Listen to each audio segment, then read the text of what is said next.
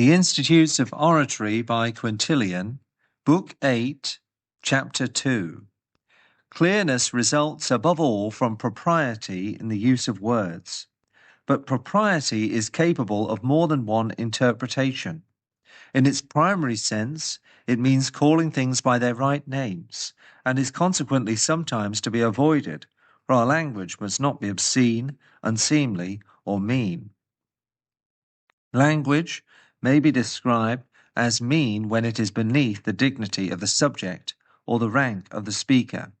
Some orators fall into serious error in their eagerness to avoid this fault, and are afraid of all words that are in ordinary use, even though they may be absolutely necessary for their purpose.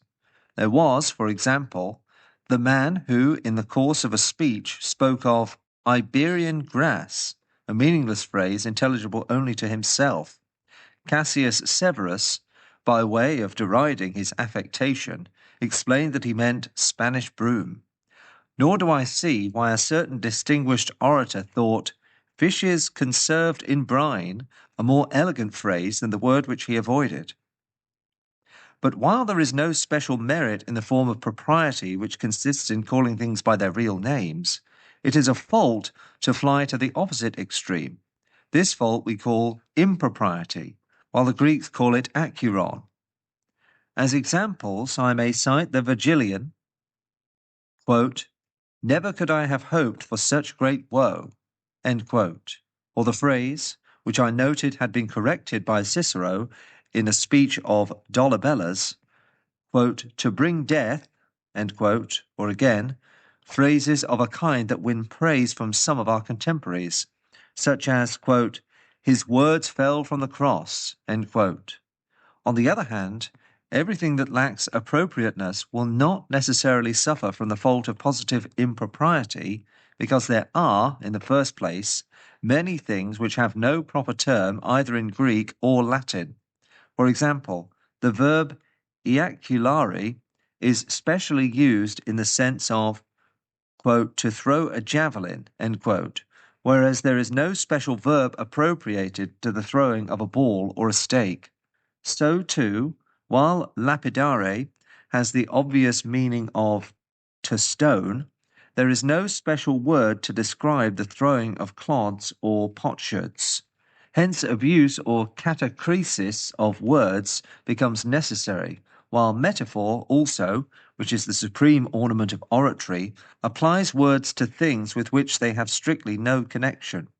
Consequently, propriety turns not on the actual term, but on the meaning of the term, and must be tested by the touchstone of the understanding, not of the ear.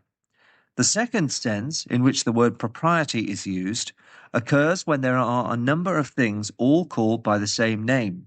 In this case, the original term from which the others are derived is styled the proper term.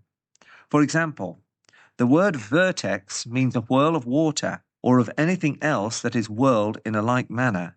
Then, owing to the fashion of coiling the hair, it comes to mean the top of the head, while finally, from this sense, it derives the meaning of the highest point of a mountain.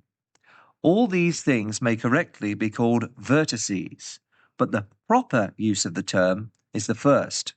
So, too, solea and turdus are employed as names of fish, to mention no other cases.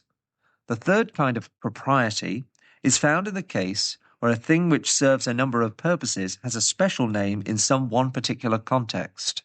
For example, the proper term for a funeral song is nania, and for the general's tent, augurale. Again, a term which is common to a number of things may be applied in a proper or special sense to some one of them. Thus we use herbs in the special sense of Rome, venales in the special sense of newly purchased slaves, and Corinthia in the special sense of bronzes, although there are other cities besides Rome, and many other things which may be styled venales besides, and gold and silver are found at Corinth as well as bronze. But the use of such terms implies no special excellence in an orator.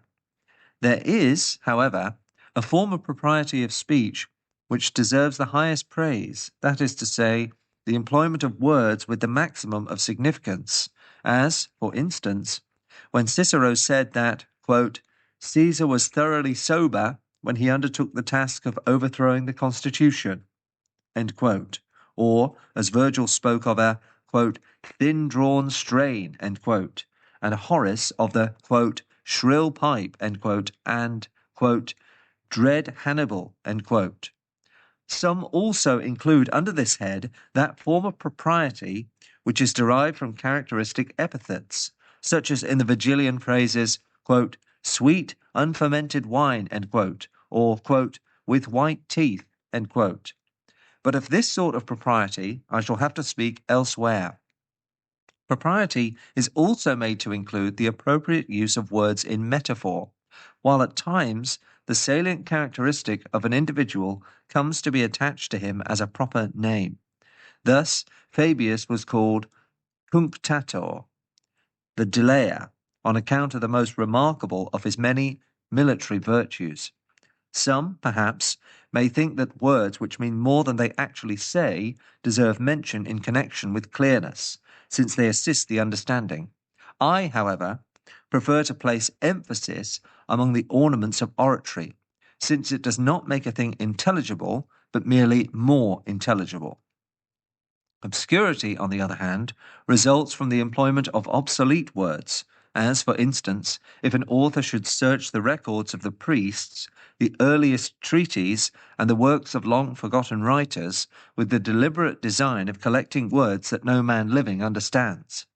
For there are persons who seek to gain a reputation for erudition by such means as this, in order that they may be regarded as the sole depositaries of certain forms of knowledge.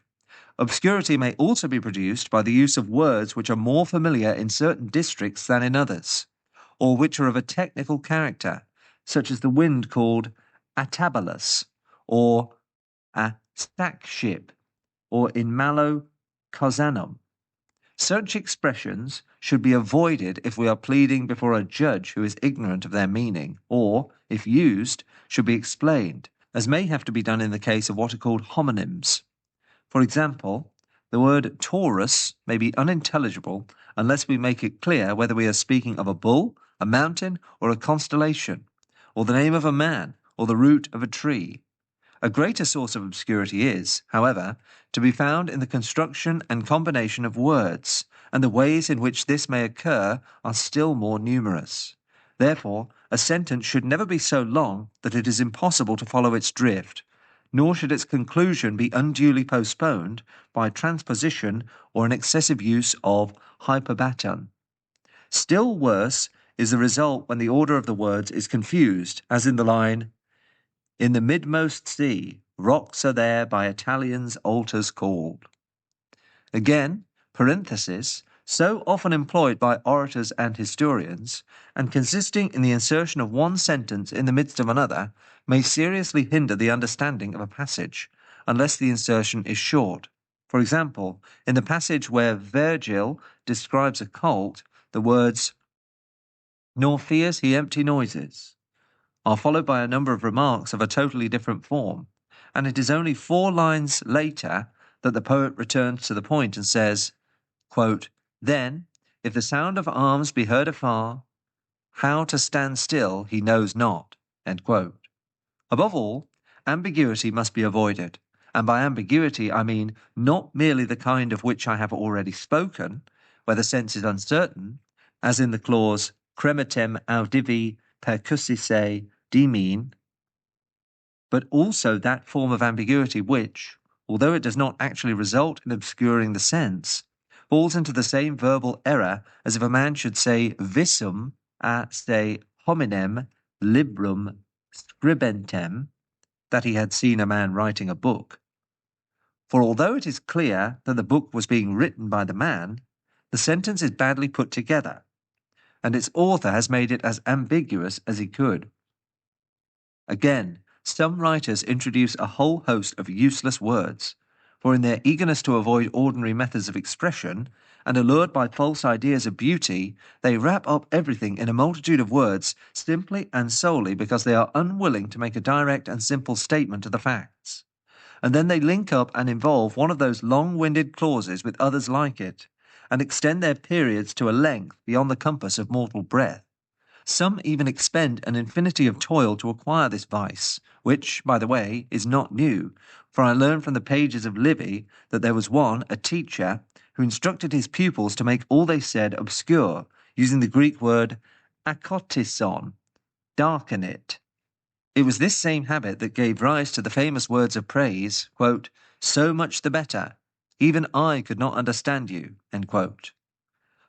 Others are consumed with a passion for brevity and omit words which are actually necessary to the sense, regarding it as a matter of complete indifference whether their meaning is intelligible to others, so long as they know what they mean themselves. For my own part, I regard as useless words which make such a demand upon the ingenuity of the hearer.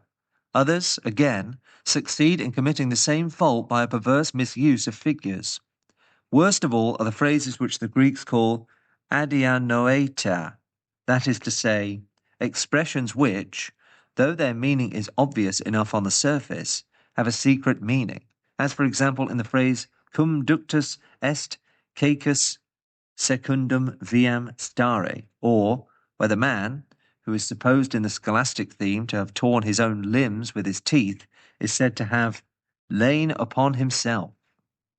Such expressions are regarded as ingenious, daring, and eloquent, simply because of their ambiguity, and quite a number of persons have become infected by the belief that a passage which requires a commentator must for that very reason be a masterpiece of eloquence. Nay, there is even a class of hearer who find a special pleasure in such passages, for the fact that they can provide an answer to the riddle fills them with an ecstasy of self-congratulation, as if they had not merely heard the phrase, but invented it. For my own part, I regard clearness as the first essential of a good style. There must be propriety in our words, their order must be straightforward, the conclusion of the period must not be long postponed, there must be nothing lacking and nothing superfluous. Thus our language will be approved by the learned and clear to the uneducated. I am speaking solely of clearness in style, as I have already dealt with clearness in the presentation of facts in the rules I laid down for the statement of the case. But the general method is the same in both. For if what we say is not less nor more than is required, and is clear and systematically arranged, the whole matter will be plain and obvious, even to a not too attentive audience. For we must never forget that the attention of the judge is not always so keen that he will dispel obscurities without assistance, and bring the light of his intelligence to bear on the dark places of our speech. On the contrary, he will have many other thoughts to distract him, unless what we say is so clear that our words will thrust themselves into his mind, even when he is not giving us his attention, just as the sunlight forces itself upon the eyes. Therefore, our aim must be not to put him in a position to understand our argument, but to force him to understand it. Consequently, we shall frequently repeat anything which we think the judge has failed to take in as he should. We shall say, for example, "I fear that this portion of our case has been somewhat obscurely stated. The fault is mine, and I will therefore restate it in plainer and simpler language." For the pretended admission of a fault on our part creates an excellent impression.